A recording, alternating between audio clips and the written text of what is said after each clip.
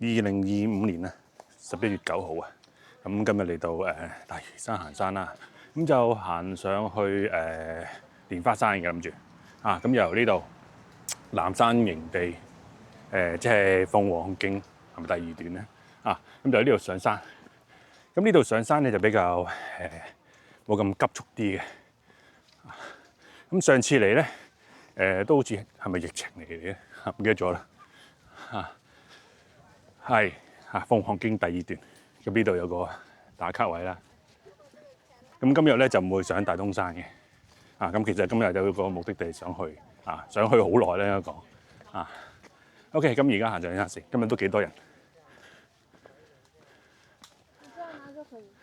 咁今朝早出門口啦，就天亮氣清有太陽嘅，咁但係嚟到呢度10點半鐘度咧，咁就開始有啲即係有啲陰天啦，冇太陽啦，咁都好嘅，咁唔使曬住。咁而家由呢度行上去。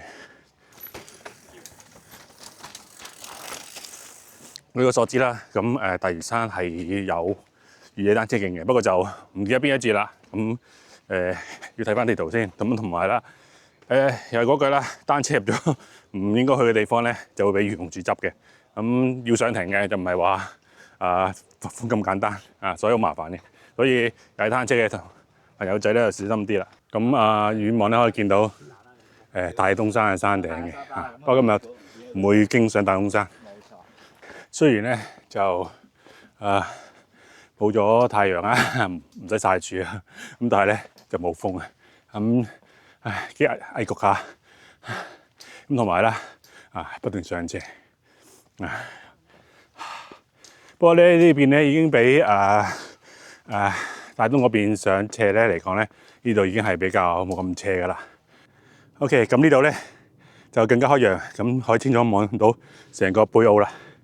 OK， 咁再左望咧會望到喜靈洲啦。好似工程做緊喎，係咪做緊填海咧？好啦，見到一個觀景台。咁觀景台咧就應該係差唔多到頂啦。咁而家望都望到山頂啦。OK， 咁去觀景台嗰度睇一睇，打下卡先。可以見到咧都好多芒草生出嚟啦，不過就未到最茂盛嗰段時間，即係最茂盛嗰陣時會有好多毛毛咁樣飆出嚟咁嘅感覺嘅。OK， 咁可以行去呢個係咪叫做觀景亭？唔係觀景亭，叫做觀景區啦。咁記得上次嚟咧，呢度咧好多垃圾嘅，好多人喺度劈咗啲垃圾喺度，唔知點解。認為呢度咧會有人收垃圾啦，可能啲即係旅遊客咁。OK， 咁就勉強可以睇到梅窩嘅，不過今日就睇唔到啦，太大霧。OK， 咁呢度咧就會去大東二山嘅，咁呢個3叉位啦，咁就會經呢個蓮花山，咁睇下攻唔攻頂啦。我諗唔會攻頂，因為以前都行過。咁向蓮花山方向行先。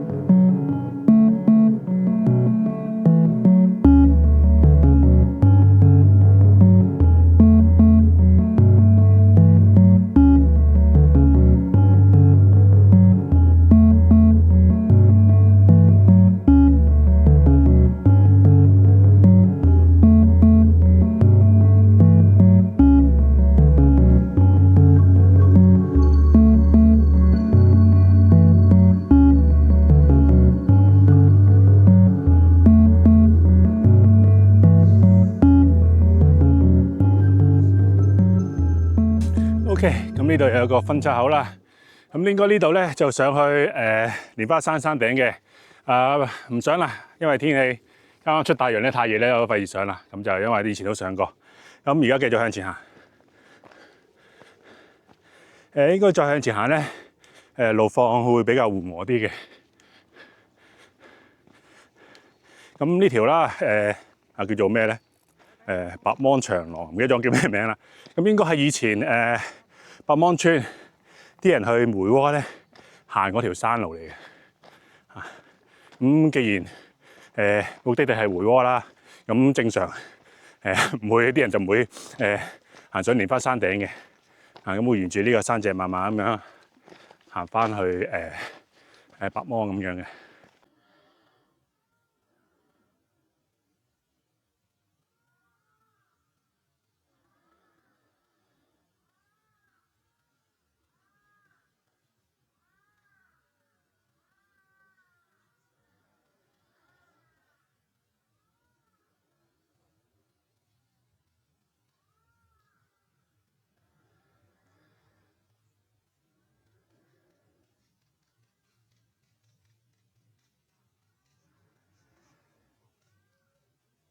咁可以見到啦，咁頭先個分岔路咧，直上咧就會去到大東山。不過因為大東山山頂都係應該比較大霧啲㗎啦，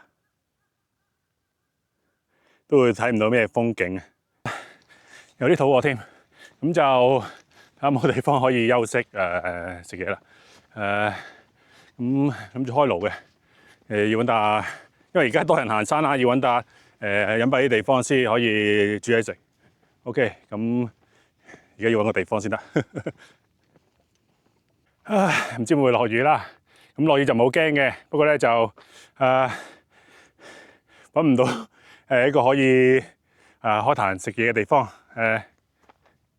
上邊啦，上邊呢個山頂仔啦，我諗冇唔係呢啲主幹道啦，係咧都冇人理你嘅喺度煮嘢食。我睇睇先，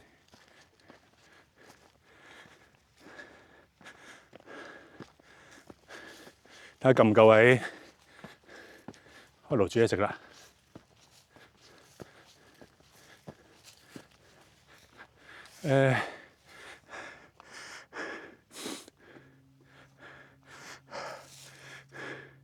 窄地唔夠位。前置少少，睇下冇啲空前啲啦，前啲揾個空地。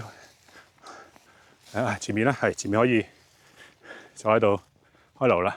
咁冇嘢擋都算啦，因為太肚餓啦。就呢度啦。A few moments later， 行山講下政治咁啦。咁趁而家煮緊飯啦，就國際政治啦。咁其實都過咗㗎啦。咁就係當然係之前嘅習特會啦。咁其實拖咗好耐。咁其實最主要咧第一樣嘢啦，咁貿易戰啊嘛。咁打仗期間，你哋啲亞頭冇理由咁快見面㗎。咁打咗輪啦，咁就其實最主要就揾個合適嘅所謂社交，即係國際社交場合，咁就會面啦。咁其實咧成個會面咧都好短時間啦。其實特朗普響 G 係咪 G20咧？唔係亞太經合會議係咪即係 G20？唔記得咗啦。即係響佢走之前，就同埋習主席到嗰陣時咧就交集嗰2個鐘咧就開咗個會啦。咁好明顯啦，就唔想講多啲嘢。咁就一個好短嘅會議，咁就叫做休戰啦。咁其實都啲人話即係嗰個會議好短啦。咁其實特朗普咧都係好即係比較所謂即係保守主義啦，亦都好所謂即係獨裁啦。咁其實你哋下邊傾好晒嘅，我出現咧其實就係岌下頭嘅啫。咁其實唔會討論咁多嘢啊，再傾條件嗰啲嘢嘅。咁好似上次澤連斯基啦，咁同特朗普會面，我啲靚應該同你傾好晒噶啦嘛。你嚟同我講，其實只要等我合頭啫嘛，係咪先？咁你去到現場，你有幾格價，又多意見，咁所以當時咧就令到咧成個即係特朗普咧就非常之唔 like， 咁覺得你即係傾好晒噶啦嘛，你嚟到你喺度幾格價咁，所以咧就即係所以見面咧就不歡而散啦。咁今次其實習特會咧，其實雙方面咧都傾好晒條件啊，或者要做嘅嘢噶啦。咁又係嗰句啦，兩個阿頭嚟到咧，只係大家記得見面，點一點頭，即係岌頭嗱，即係而家決定咧就係咁噶啦。咁即係你哋下邊嗰啲人咧就唔好亞之下錯。咁所以其實100分鐘算長㗎啦。其實我諗可能有大部分時間咧，大家喺度吹下水，最尾咧其實即係叫做傾好晒嘢，岌岌個頭，大家啲關稅啊減咗佢啊，或者休戰1年。咁嚟緊1年大家點樣部署，再會唔會貿易戰啦？咁之後再算啦。咁成個經濟我諗會比較會暢順翻啲嘅。咁大陸嗰啲所謂嗰啲製造業啊，或者乜嘢都會出口會好翻啲啊。咁通脹啦，咁其實好明顯啦。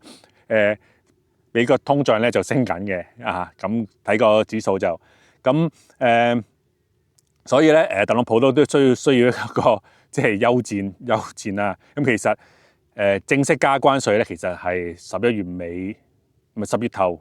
10月開始啦，就對其他國家有個所謂嘅關稅啦，啊咁嚟到去到即係最尾結局啦，即係唔係最尾結局嘅，去到而家呢個階段啦。咁其實中國需要加嘅關稅咧，同好多所謂西方盟友嘅國家咧，其實都係差唔多，有啲仲加少添啊。咁最快跪低嗰啲咧就俾最多關稅啊，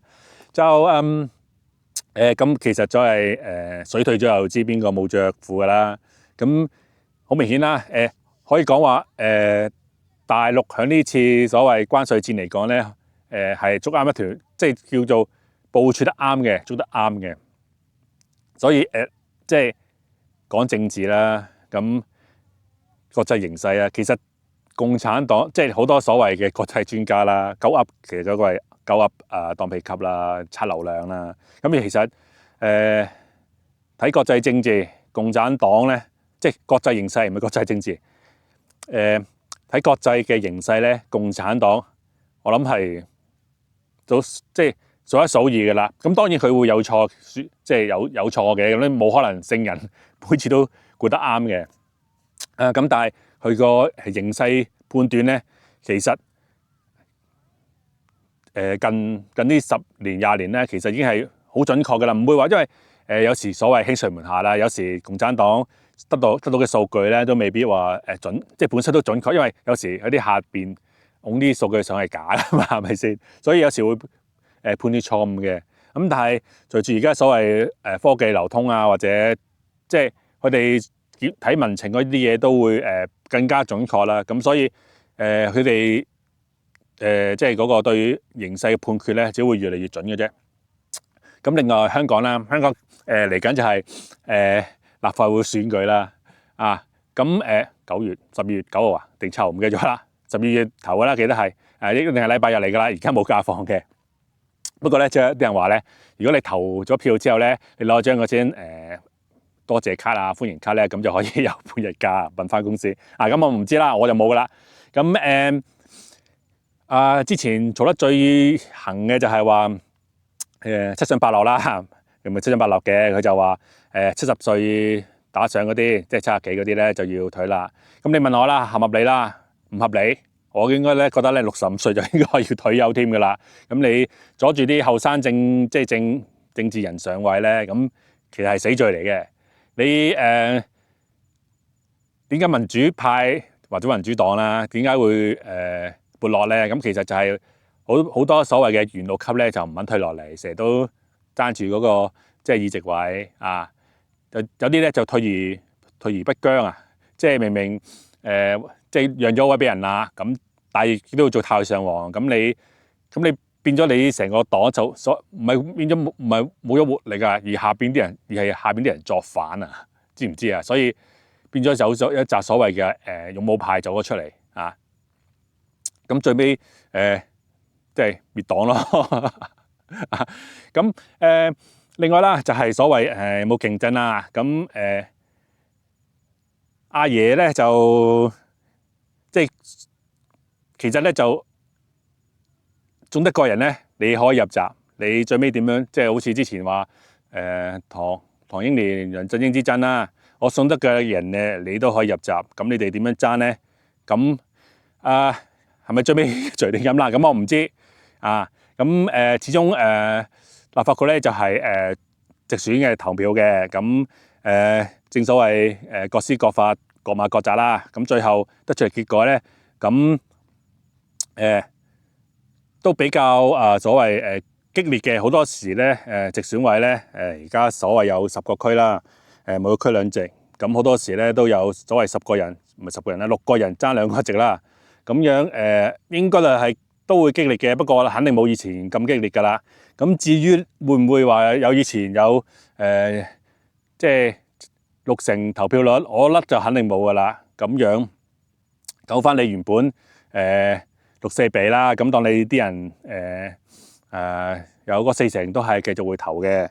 咁有啲所謂而家據理力爭嘅人都會投的話咧，咁我諗即係話咧會有以前4-5成啦，5成到，即係60% 人會出嚟投票嘅，即係原本6成人嘅人，60% 嘅人會出嚟投票，咁即係大約36啦，大約40幾個 percent，40% 到會投票率應該會有嘅。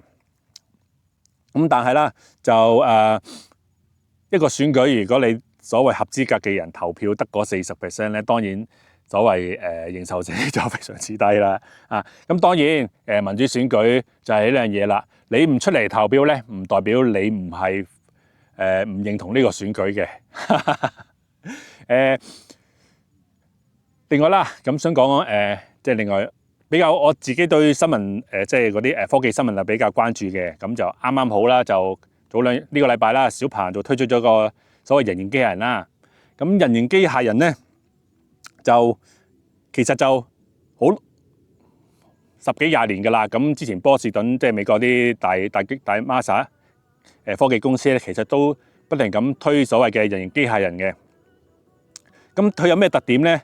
就係一個所謂女性啦。其實肯定即係你用個女性外表係咪外表咧？係啦，我女性一個體型嘅機械人啦，就行嘅步伐咧，亦都係以模仿一個model 行所謂 catwalk 咁樣行出嚟啦。點解？我覺得啲人話首先呢樣嘢係咪好犀利啊？我又覺得唔犀利嘅。咁其實咁機械人就係模仿人嘅動作㗎啦。咁其實你俾咗啲數佢其實應該就可以行翻一個好似人出嚟嗰個步伐嘅。咁冇話特別困，我又唔係覺得特別困難。困難在咧就係佢夠膽咧，就係扮一個女人咁樣行出嚟。咁我覺得唔係話西方國家做唔到啊，而係佢哋唔敢做，因為所謂近啲幾廿年啦，咁即係外國即係 DEI 盛行啦。如果你整咗個所謂女性嘅機械人出嚟咧，一定會俾嗰啲 DEI 啲人咧喺度轟炸噶啦。就算你而家未整所謂性別機械人出嚟啦，你整個機械人出嚟已經俾嗰啲所謂正義正確啲人咧就鬧佢話搶晒啲嗰啲工作職位啊，有啲吉啦卡嘢嘅啦已經。如果你又整個所謂一個女性嘅機械人變成一個所謂即係性奴咧，即係個有性別嘅機械人出嚟，有啲咩肯定係性奴噶啦。咁但係其實你而家整個平空嘅機械人出嚟，其實都係一個所謂男性化嘅機械人嚟噶啦。咁你係咪一個性奴咧？係咪先？所以外國唔係做唔到，只係佢哋唔敢做啫。OK， 咁啲飯都熟啦，咁同埋開始出翻太陽，咁食完飯走啦。OK，咁食飽飽啦，咁而家繼續趕路啊，就去我嘅目的地。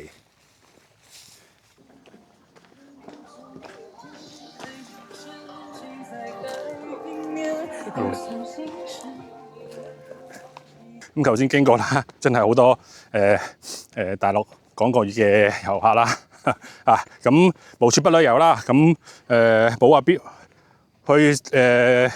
去郊區啊，或者去商場先至為之好旅遊嚟嘅，係咪先？咁永遠旅遊都係個體驗嚟嘅。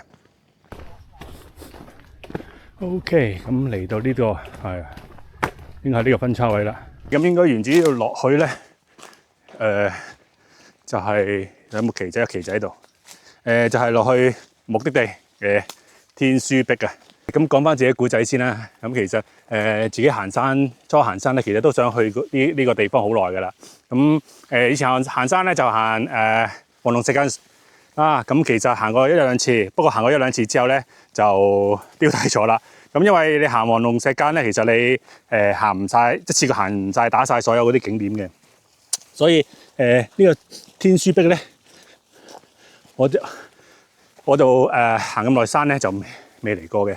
咁啱啱睇過阿大 B 哥就啱介紹完啦，咁突然間條心一挫咁就行過嚟啦。咁就唔行黃龍石澗上啦，因為年紀大咗啦，咁始終行石澗咧一定難度嘅。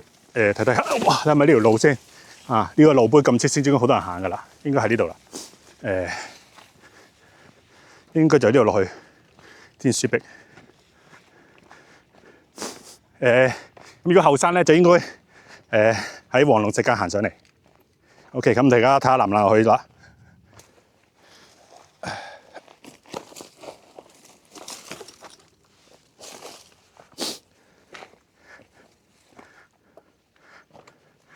又係嗰句啦，啲繩咧真係冇用啦。始終唔知邊個 set 嘅得客斷咗咧就唔好賴人啦。呢度落下邊聽到人聲，應該下邊有人。要手腳並用噶啦，等下先啦。哎呀，落就可能難啲。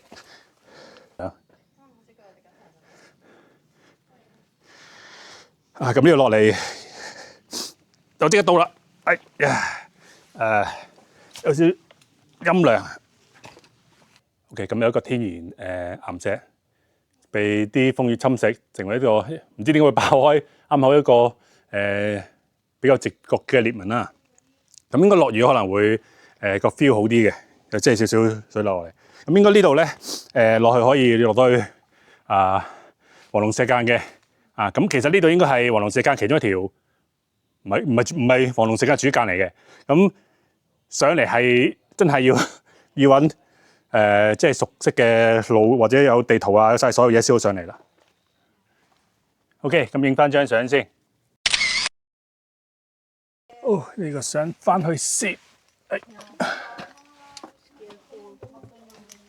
OK， 咁呢條相就並用啦，上到去先再慢慢錄啦。最難就係呢個位嘅啫。